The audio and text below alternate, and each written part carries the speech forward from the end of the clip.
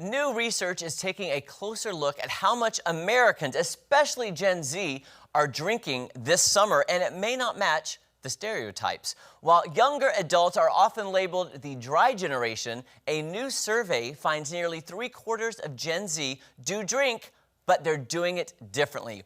Across all age groups, moderation is becoming the priority, even outranking taste for the first time. Americans are rethinking what it means to drink responsibly. Joining us now with more on this research is Julian Braithwaite, CEO for the International Alliance for Responsible Drinking. Julian, great to see you this morning. Good morning, Jeremy. Thanks for having me on your show. Absolutely. So what does the new research show about how Americans are drinking, especially this summer? So we at the International Alliance for Responsible Drinking wanted to look at this, these trends and these patterns going into the summer, particularly as we head into the Memorial Day weekend and the sort of beginning of summer here in the United States. And the research shows that 9 out of 10 Americans who drink are planning to go out, socialize. They're going to the park, they're going to the beach, and they're going to be going out and socializing and drinking. So in one sense, that's not surprising.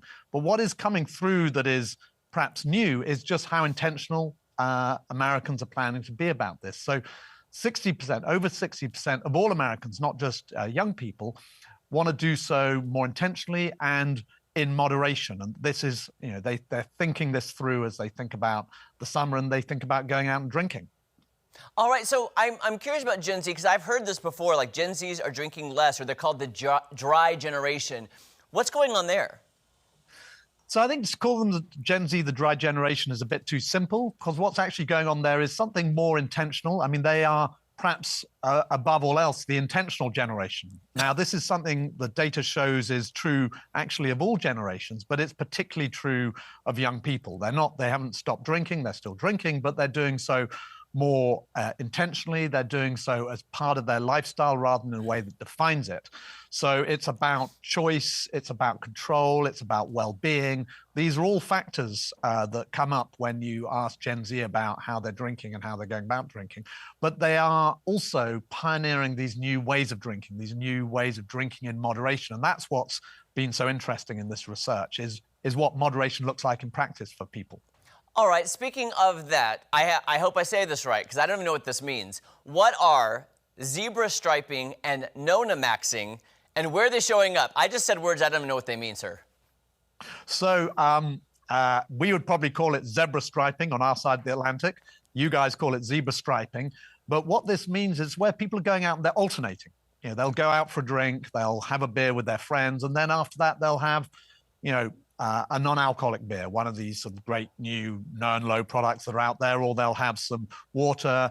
But this idea of sort of very intentionally alternating between an alcoholic drink and non-alcoholic drink is something that Gen Z is pioneering, and that's zebra striping. There's something else we're seeing that came out in the survey, is something people call, as you say, nonna maxing, which is, nonna is the Italian for grandmother. It's about how people are spending time with friends and family, and drinking is something that they do as part of that social occasion, as part of that activity where they're with their friends, with their family, and it's about being in the moment, it's about being present, and it's about alcohol complementing the experience and the event, but not defining it. So you've got a couple of things like that. We've seen other things on both sides of the Atlantic, actually, something called competitive socializing. In the UK, you have these new table tennis bars where people are drinking. And then here in the US, you've got the trivia nights. So you're seeing people going out and drinking differently around an occasion and around an event. Okay, so how has peer pressure changed when it comes to drinking?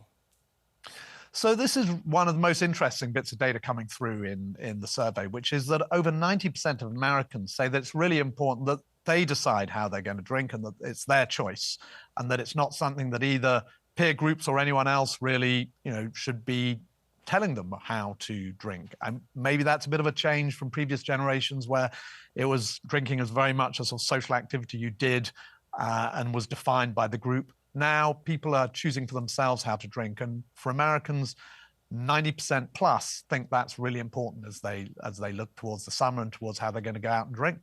It's fascinating information, great research. Can our viewers go anywhere for more information about the study? So IARD has all of this on its website, along with the research on tips for drinking in moderation. Our website is www.iard, that's IARD.org. Fantastic. Julian, thank you so much for your time this morning, and thanks for the research and the information.